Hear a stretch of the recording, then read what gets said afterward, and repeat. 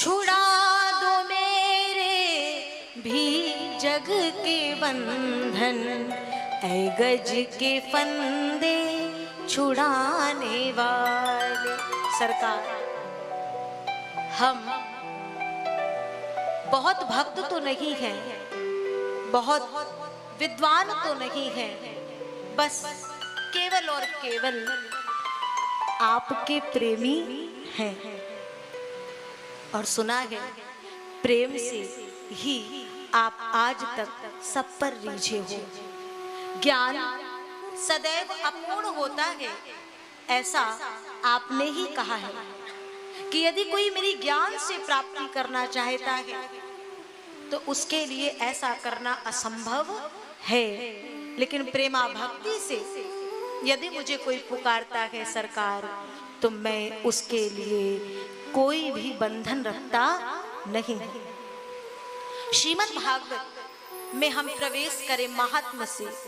अच्छा, आज कथा का पहला दिन है, थोड़ा सा महात्मा आपने कई बार सुना है, लेकिन भागवत का नियम है कि पूरी भागवत प्रारंभ करने से पूर्व महात्म की कथा बताई जाती है, भले संक्षेप में हो, क्योंकि जब हम किसी कार्य के महत्व को नहीं समझेंगे तब तक उस कार्य को करने की उत्कंठा और उल्लास हमारे भीतर जागृत नहीं होगा। इसलिए महात्म की कथा बताई जाती है। तो महात्म में सबसे पहले श्लोक आता है, भगवान कृष्ण को प्रणाम करते हैं। आप सभी ने कई बार सुना भागवत का पहला श्लोक, महात्म का पहला श्लोक, सच्चिदानंद रूपाय विश्वोत्पत्त्यादि हेतवे तापत्रय विनाशाय श्री कृष्णाय वयं नुमः। किसी ने कहा सच्चिदानंद शब्द परमात्मा के लिए ये शब्द बहुत बड़ा है, तो संत ने बताया ये अकेला शब्द नहीं है, इसमें 3 शब्दों का समावेश है, सत, चित और आनंद। तो बोले इसमें कृष्ण के भीतर क्या है? तो बोले कृष्ण के भीतर पूछते हो तो सुनो, सत कहिए जो विनसे नाही, जिसका कभी विनाश नहीं होता। और विनाश किसका नहीं होता सरकार? इस जगत में जो है जड़ चेतन सचराचर में कोई हो, उसका विनाश अवश्यम भावी है, लेकिन विनाश किसका नहीं होता? केवल और केवल उस परब्रह्म परमात्मा, उस परात्पर अखिलेश्वर जिसका नाम है अविनाशी, जिसका कभी विनाश होने वाला नहीं है। तो सत कहिए जो विनसे नाही, सत का तात्पर्य है जिसका कभी विनाश ना हो। और चित, चित चैतन्य सकल घट माही, चित का तात्पर्य है जो चैतन्य रूप से हम सबके ये जो घट है ना, ये शरीर रूपी देह रूपी जो घट है, उनमें जो चैतन्य रूप से विराजमान है वो भगवान कृष्ण का चैतन्य स्वरूप है। ये चैतन्य स्वरूप हटा सरकार तो हम क्या हो जाएंगे? माटी, तुरंत माटी हो गए ना। कोई कितना भी प्रेमी हो भैया तुरंत कहते ले जाओ। इसका तात्पर्य क्या है? अभी तक जो प्रेम था ना वो कहीं ना कहीं हमारे इस देह में बैठे उस चैतन्य परमात्मा से था।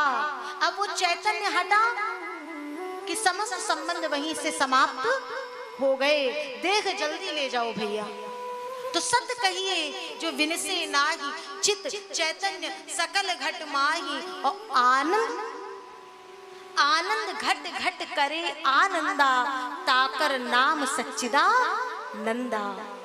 आनंद घट घट करे आनंदा,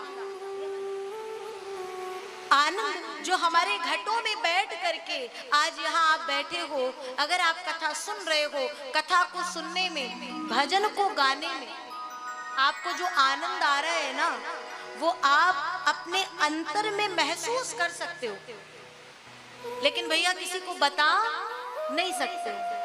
कोई पूछेगा कैसा लगा, और अगर बहुत आनंद में कोई डूब गया ना तो उसके मुख से वाणी भी निकलेगी नहीं।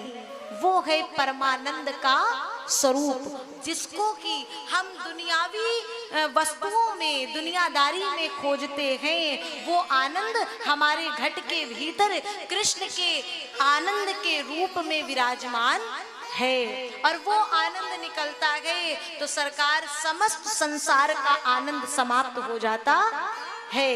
इसलिए जो परमात्मा परमानंद है वो हमें आनंद देता है, और उस परमानंद को छोड़ करके हम जगत को ढूंढते हैं, आनंद खोजते हैं। तो भैया इस जगत का नाम है प्यारे दुख आलय, दुख धन आलय। जो दुख का घर है वहां सुख की चाह करना केवल निरर्थक वार्ता है, यहाँ सुख मिलने वाला नहीं है।